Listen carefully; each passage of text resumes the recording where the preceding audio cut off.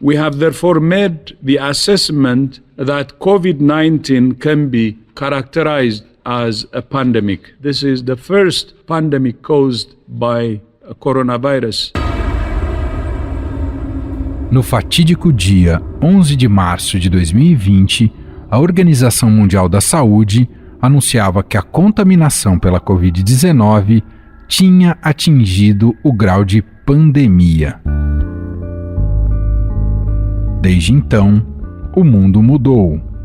Medidas restritivas foram adotadas, como o uso de máscaras, a higienização com álcool em gel e o isolamento social.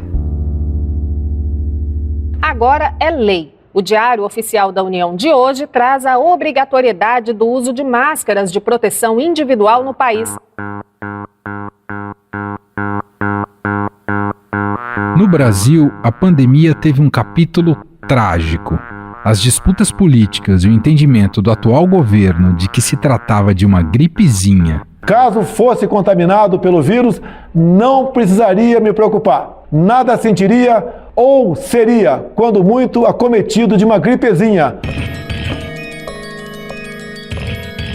Fizeram com que a falta de ações do governo federal, como o atraso na compra de vacinas, se tornassem alvo de investigação no Senado. Foi aberta uma CPI que concluiu que Jair Bolsonaro e sua equipe foram responsáveis pelo descontrole da doença no Brasil, que ceifou mais de 600 mil vidas no país. A CPI, depois de 6 meses de trabalho, encerra seus trabalhos com o relatório feito pelo senador Renan, aprovado pelo colegiado pela sua grande maioria, e agora é uma nova etapa. É a gente encaminhar aos órgãos competentes para que a gente possa fazer justiça ao povo brasileiro. No meio do caminho, o brasileiro teve que aprender algumas letras do alfabeto grego. Deltas e ômicrons passaram a fazer parte do vocabulário e das conversas virtuais. O país passou a conhecer as ondas negativas.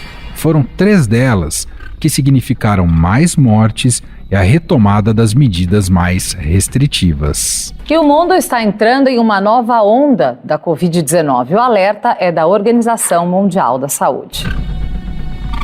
Diante de um cenário caótico, o Sistema Único de Saúde, o SUS, tão criticado pelos brasileiros, ganhou elogios pelo seu empenho em combater a doença. Já os profissionais da saúde ganharam reconhecimento até então pouco demonstrado pelas pessoas. Essas vítimas eram profissionais de saúde que estavam lutando para salvar suas vidas. Muita gente insiste em acreditar que não precisa mais ficar em casa, pois saibam que nós, profissionais da saúde, muitas vezes nem para casa podemos voltar por conta da nossa intensa exposição ao vírus. Mas nós continuaremos aqui, lutando para salvar vidas. Então, por favor, fique em casa.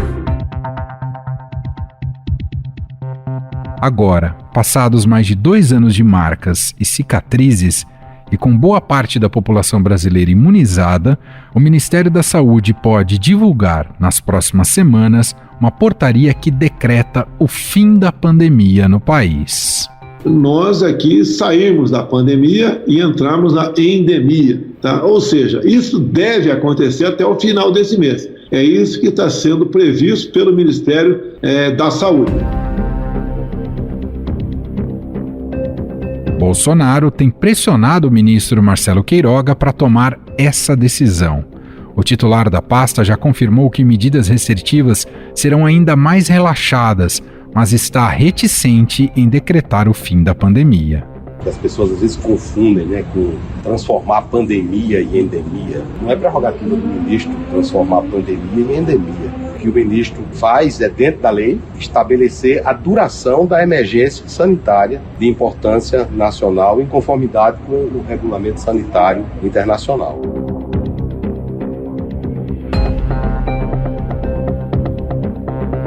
As medidas que serão canceladas fazem parte de uma relação de 200 portarias que estão sendo revistas pela equipe do Ministério.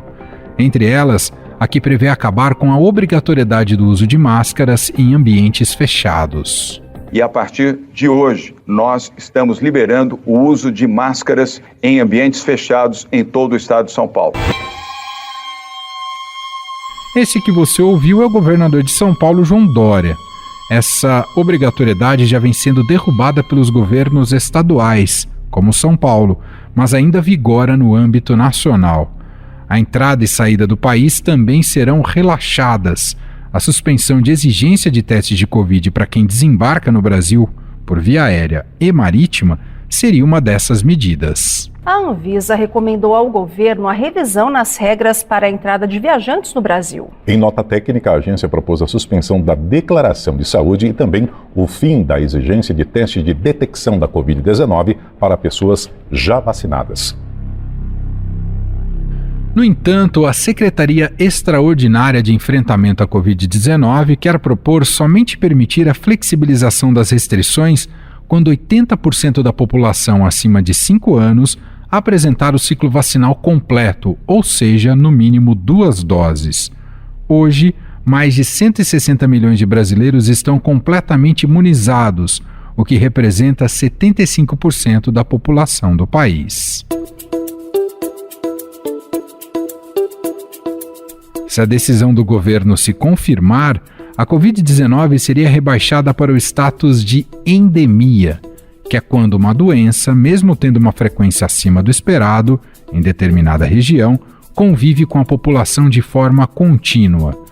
Ao classificar a Covid dessa maneira, o governo indica que tem meios suficientes para controlar a doença e abre brecha para eliminar uma série de medidas restritivas. Hoje nós temos um cenário de desaceleração da Covid no Brasil, na maior parte do país e em alguns estados e municípios, já arrumando por uma situação de controle, né? E é dentro desse contexto que nós discutimos a questão da duração da emergência sanitária de importância nacional.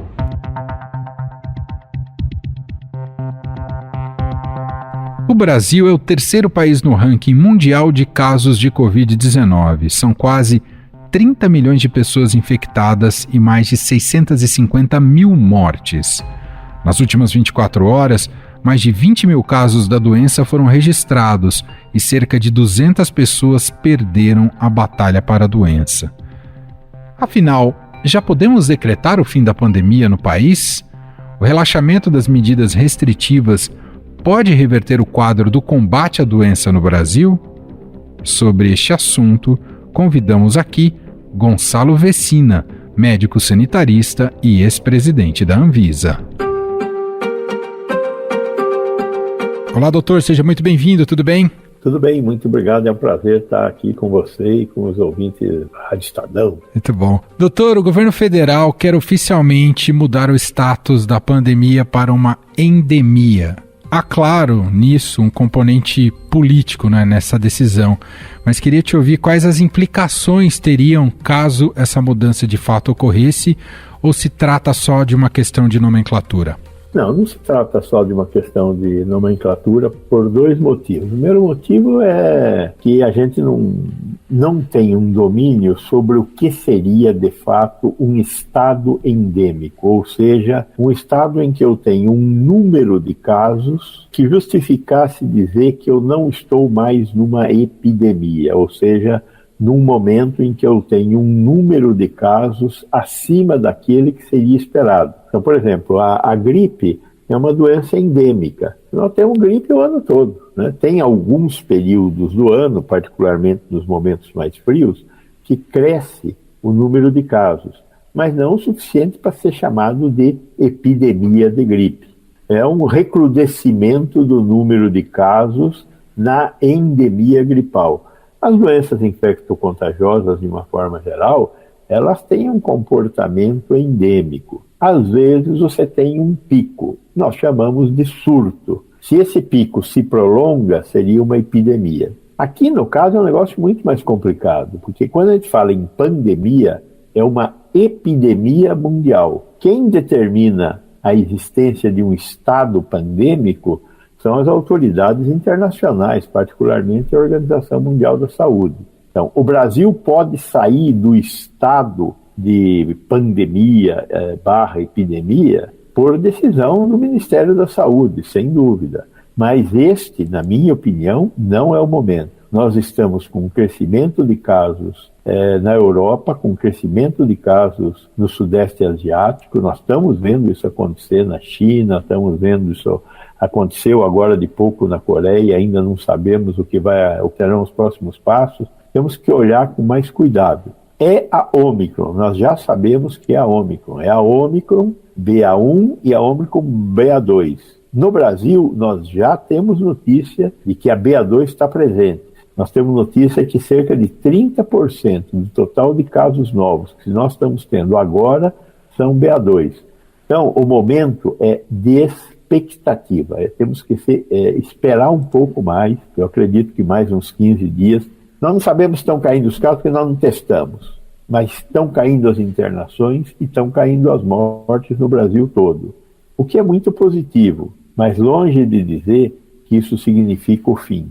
Eu espero que signifique o fim, mas eu não posso dizer que significa o fim. Então, o governo não deveria tomar essa decisão. Essa é a primeira razão. A segunda razão é que tem uma série de condições que são determinadas junto com o estado epidêmico que permitem não realizar licitações, fugir de concursos, burocracias das quais o Estado brasileiro é riquíssimo. Ao sair do estado de pandemia, de epidemia, essas restrições são levantadas e aí a gente volta a ter uma vida, entre aspas, normal, o que é o anormal, né? Porque demora para comprar, demora para contratar.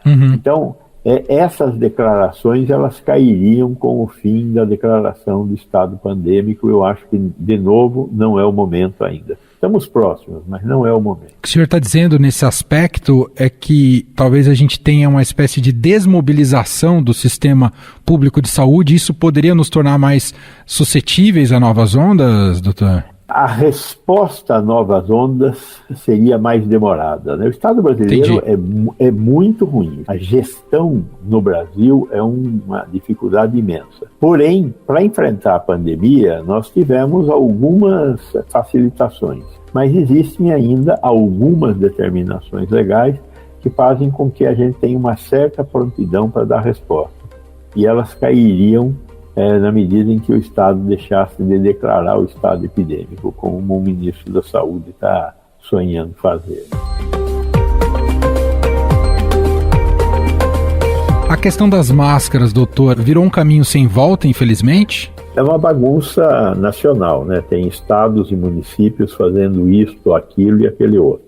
Eu, pessoalmente, acho que em ambientes fechados nós temos que continuar usando máscaras e isso não deveria ter sido suspenso em lugar nenhum do Brasil. Mas a pressão política levou governadores, prefeitos a tomarem essa decisão, como aconteceu aqui em São Paulo, como aconteceu no Rio de Janeiro. Organizações um pouco mais sadias, como por exemplo as universidades estaduais paulistas, tomaram a decisão de manter a máscara de maneira muito adequada. A maioria das escolas, embora elas tenham a liberdade de tomar essa decisão, até onde eu tenho acompanhado e eu tenho sido chamado a dar opinião, essa coisa, estão mantendo a máscara nos ambientes onde isso é possível fazer, acima dos anos mais novos, 0 a 3 anos e tal, crianças usam máscara.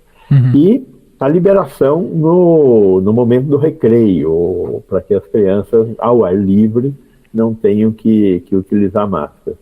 Então, eu acho que a máscara não deveria estar fora do cardápio ainda, esperando justamente esse momento de expectativa.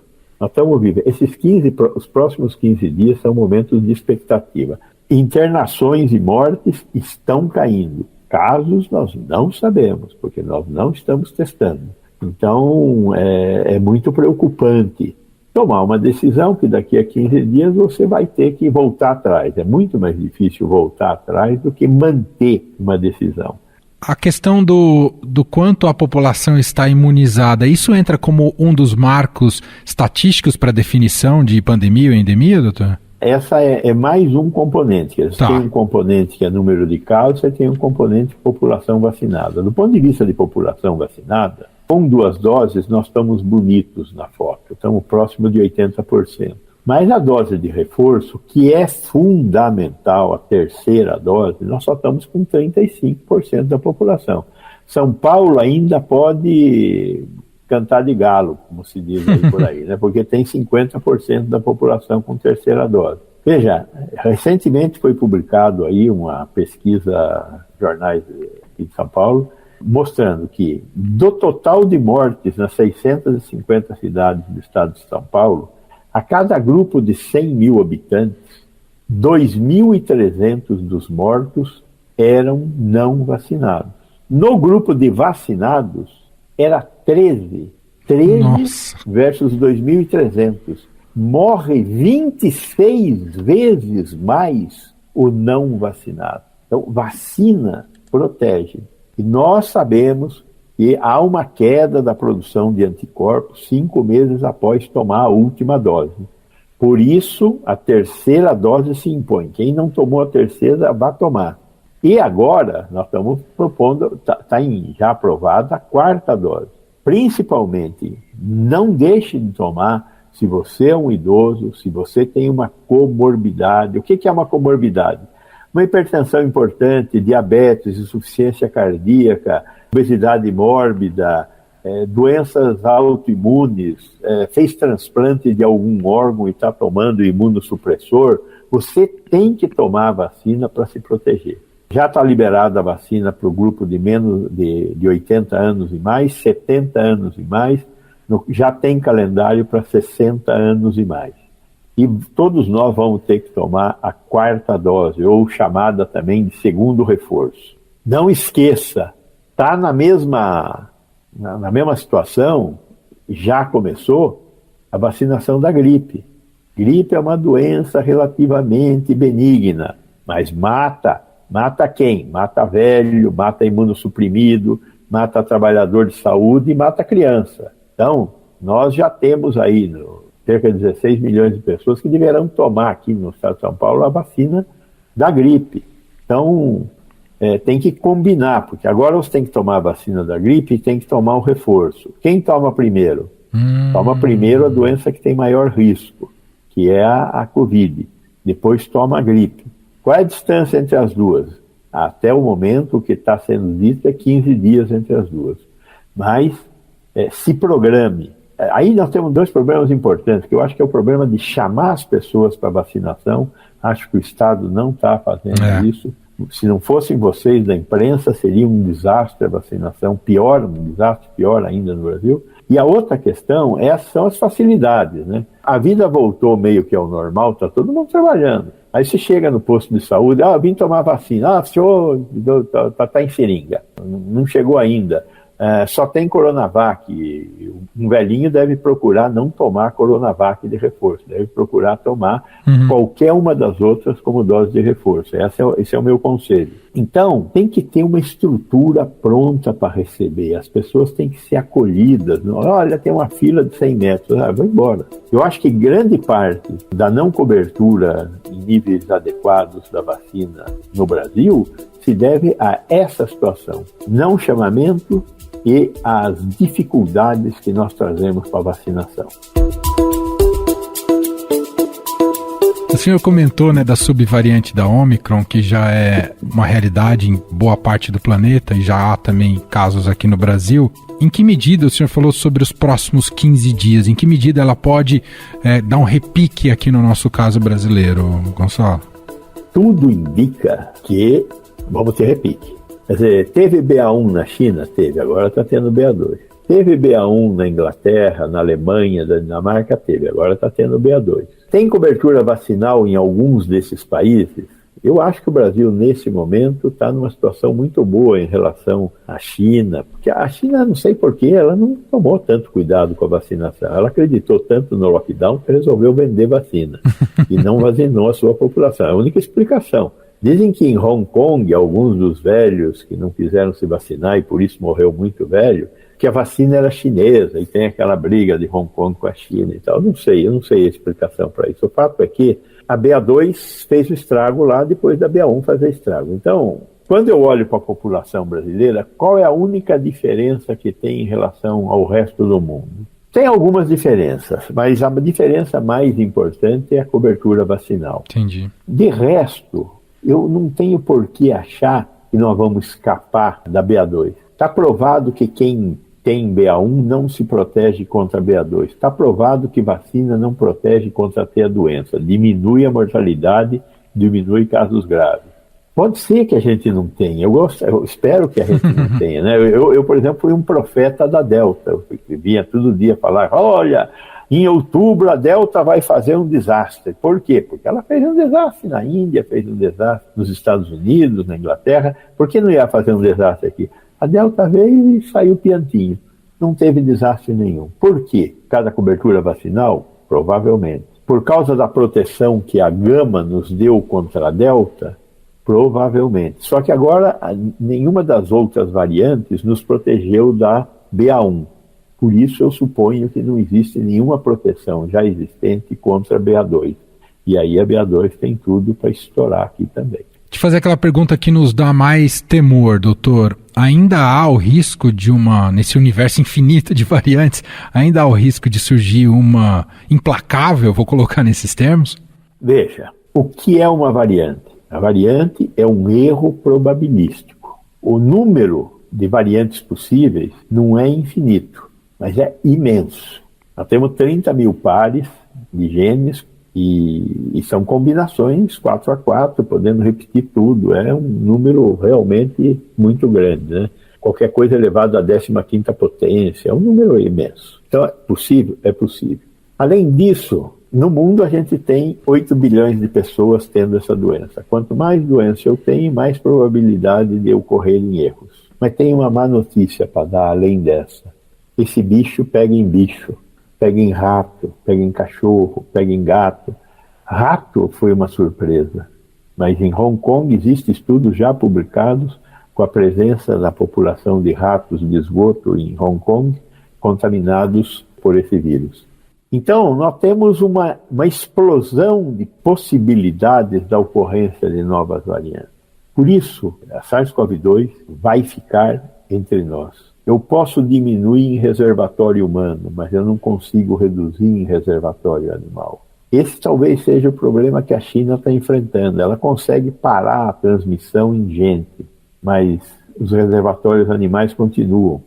Além dos reservatórios animais, temos os imunoincompetentes. O que é um imunoincompetente? É uma pessoa que tem uma imunidade muito baixa. O vírus entra lá, não se manifesta como doença, mas fica se reproduzindo. E aí ocorrem erros e erros em cima de erros. Aí a probabilidade de ocorrer uma variante espetacular do ponto de vista do vírus aumenta. Então, aqui temos que ser um pouco humilde. E veja, a H1N1, lá em 2008, 2009, se foi. E nós estamos tomando vacina até hoje. A vacina da gripe deste ano é H3N2, a variante que nós tivemos aqui, a variante Darwin, é a variante B da influenza e é H1N1. Nós continuamos tomando H1N1. Então, calma e caldo de galinha e um pouco de ciência não fazem mal a ninguém. Sensacional. Deixa eu fazer uma última pergunta. Essa quarta dose da vacina, ela já contém atualizações dessas variantes ou ainda não houve tempo para isso, doutor? A quarta dose da vacina da Covid-19 é igual a que entrou no mercado, foi aprovado pela Anvisa lá no final de 2020. É a mesma vacina. Essas grandes empresas, particularmente eu tenho ouvido falar da Pfizer e da Moderna, estão preparando coisas alternativas. Até que ponto elas serão mesmo? Falta de interesse dessas multinacionais em vender vacina não é porque o que eles estão ganhando de dinheiro com vender vacina, mesmo baratinho, é uma barbaridade, né? A Pfizer esqueceu a pilulinha azul, esqueceu a torvatacina, esqueceu todos os remédios com os quais ela ganhou bilhões de dólares. Ela ganhou bilhões de dólares com a vacina que ela está distribuindo pelo mundo, igualmente a Moderna, a AstraZeneca, idem, a Janssen também, os chineses todos.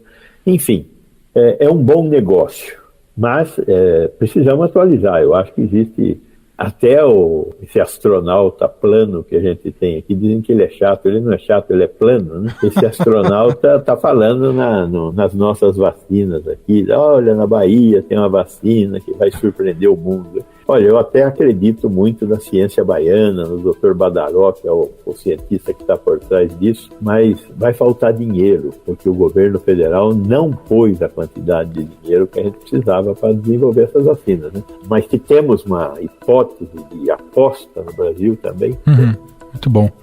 Seu médico sanitarista Gonçalo Vecina, ex-presidente da Anvisa, mais uma vez gentilmente aqui participando da nossa reportagem. Obrigado, viu, doutor? Um abraço. Foi um prazer, parabéns. Informe o povo aí, por favor.